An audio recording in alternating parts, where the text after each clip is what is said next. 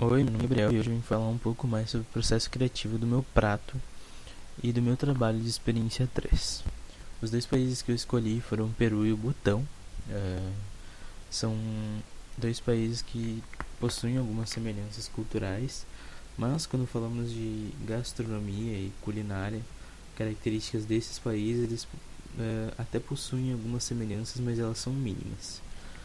No Peru a gente tem uma culinária extremamente rica em sabores, com preparações muito variadas, várias preparações típicas.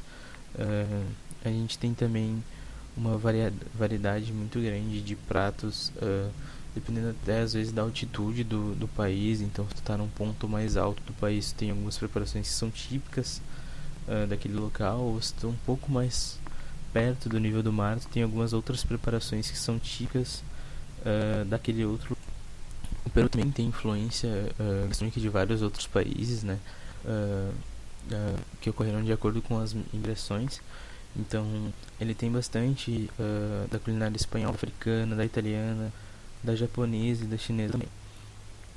Essa variação toda de da gastronomia peruana foi o que acabou rendendo a ela uma certa fama. Então, essa mistura de outros países com a culinária peruana, que era um pouco mais tradicional, e se tornou algo que é um pouco mais diversificado agora, foi o que, de certa forma, alavancou a fama que ela tem hoje no mundo.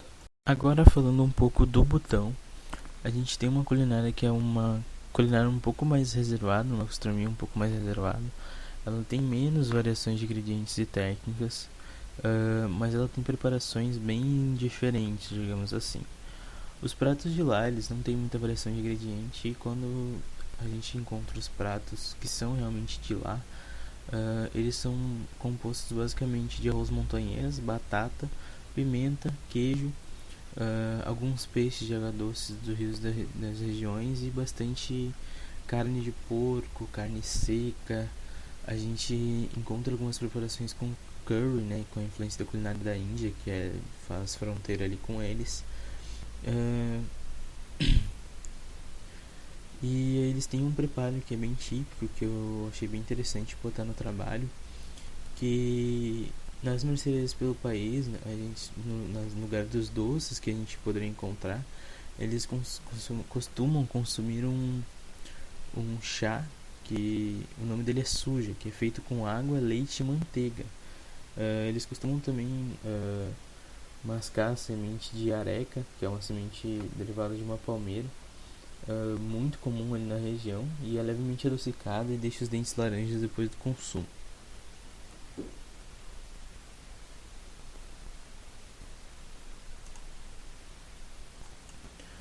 Eles consomem algumas bebidas, eles consomem bastante de um destilado feito de arroz, que é conhecido como ara lá, alguns vinhos italianos e o uísque escocês, e a cerveja é bastante produzida no país, mas ela não é de fato a bebida que é mais consumida lá.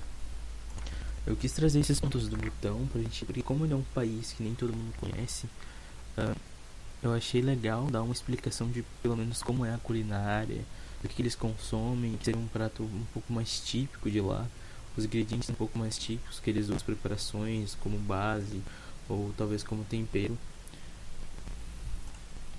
E alguma outra observação que eu acho bem legal colocar é que lá a pimenta, eles não usam a pimenta como um tempero, mas eles usam a pimenta, principalmente a dedo de moça, que eles secam, eles fazem uma pimenta dedo de moça seca, eles utilizam realmente como se fosse um ingrediente, não um tempero da comida. Na parte do moodboard, eu quis grifar basicamente essas duas palavras, cultura e felicidade, porque os dois países possuem uma cultura extremamente rica. Então, eles possuem eventos culturais que duram semanas e até meses. Eles têm algumas festas, eles compartilham bastante a cultura do país. E isso é uma coisa que torna esse tradicionalismo deles uma coisa uh, que é de certa forma muito admirável. E na questão da felicidade, eu quis grifar também, porque os dois países eles têm bastante essa questão da felicidade. Seja no lema, como no lema do Peru, que é firmes e felizes pela união, ou no Butão, que não vem em forma de lema, mas de um novo modo de medir o desenvolvimento do país, sem ser pelo desenvolvimento econômico, mas eles começaram a medir o desenvolvimento do país pela felicidade. Então eles criaram o FIB, que é a felicidade interna bruta, e eles começaram a medir o desenvolvimento do país com a felicidade, não com o dinheiro, digamos assim. Hoje em dia, o Butão é basicamente considerado o país mais feliz do mundo, que é proveniente de todas as pesquisas que eu já fiz. O prato eu escolhi para basear o meu preparo, a minha ideia, né, para colocar na prática a minha ideia, foi o tiradito. Ele tem uma margem bem grande de modificação, então a gente pode dar uma cara bem...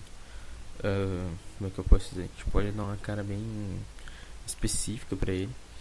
E o que eu queria trazer nesse prato era mais a ideia da felicidade, não tanto a ideia da combinação de ingredientes que os dois países possuem. Então eu queria trazer bastante a ideia da felicidade, então eu trouxe ingredientes bem marcantes, como o gengibre, tem bastante do alho também, tem a pimenta, tem o limão para dar uma acidez no prato. A gente tem o maracujá para dar uma parte um pouco mais doce. A gente tem o leite de tigre, que é um pouco mais salgado, para trazer mais essa parte do sal e realçar bastante os sabores que a gente encontra no prato. Então a gente tem uma variedade bem grande de sabores no prato, e a gente tem uma combinação bem legal quando a gente fala de sabores. Então a gente tem o doce, a gente tem o salgado, a gente tem o ácido, a gente tem o cítrico, entre outros. E eu acho que essa característica traz bastante do que eu queria passar pro prato, que era essa vivicidade, entendeu? Eu queria um prato mais vívido, com bastante cor. Eu queria um prato que trouxesse mesmo esse ar de felicidade quando tu come, que ele seja refrescante, mas que ao mesmo tempo ele seja acolhedor, que ele não seja um prato rápido, mas sim um prato que é simples, é fresco, mas mesmo assim continua sendo um prato acolhedor. Essas são algumas imagens do meu prato. Então esse aqui é o primeiro prato que eu fiz, né, da primeira apresentação. Então ele ficou bem diferente, ele ficou não tão diferente, mas ele ficou diferente da apresentação do último prato, do prato final. Então aqui a gente tem o picles de pepino, o picles de rabanete, a gente tem o peixe cortado em formato sashimi. Eu quis fazer esse formato de mandala para ficar bem bonito, bem enfeitado. A gente tem alguns cubinhos de pimenta por cima. A gente tem o amendoim para dar uma crocância. Eu acabei colocando um coentro aqui no primeiro prato, que não ficou muito legal, então acabei retirando nas próximas preparações. E esse líquido levemente alaranjado que a gente tem aqui é o leite de tigre, que eu tinha harmonizado com vários vegetais e limão, e com caldo de peixe também, e com maracujá. Então aqui tem algumas fotos de alguns ângulos diferentes.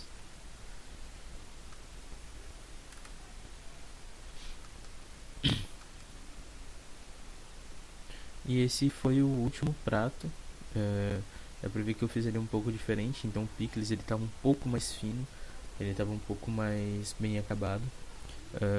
Uma coisa que eu mudei foi a acidez dos picles. Então eu tava fervendo, tava curando eles só no vinagre e no açúcar, e com um pouco mais ácido, que deu uma acidez um pouco elevada para a preparação. Então nesse prato aqui eu já tinha feito curado o pepino e o rabanete com uma parte de água junto ao açúcar e vinagre, que diminuiu um pouco a acidez. Eu não infusionei o maracujá no leite de tigre. Eu fiz o leite de tigre dessa vez com o caldo e as aparas do peixe e alguns legumes e vegetais. Coloquei o leite de tigre sobre o peixe, que está cortado aqui nessa parte de baixo, e dispus uma calda de maracujá, o maracujá reduzido com um pouco de açúcar em cima, com a semente para dar um pouco mais de crocância. Eu acabei tirando o coentro que tinha no primeiro prato e colocando uma cebola roxa cortada bem fininha, que dá uma crocância um pouco maior pro prato. E o leite de tigre acabou dando ainda esse toque aqui no líquido um pouco mais rosado.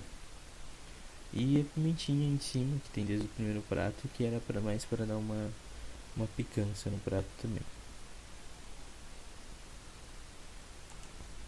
E eu acho que esse foi o meu processo criativo. Eu fiz algumas alterações, claro, acho que ninguém estava livre disso. Uh, Acabei tendo um feedback não tão bom quanto eu gostaria na última apresentação, mas faz parte, eu acho que isso é aprendizado. E eu achei o trabalho super interessante, eu acho que foi uma coisa que despertou bastante a criatividade dos alunos e é algo que a gente poderia fazer até mais na faculdade, que eles poderiam cobrar até mais a criatividade. Então esse trabalho pra mim foi muito bom, abriu bastante minha mente e foi um dos trabalhos que eu mais gostei de fazer.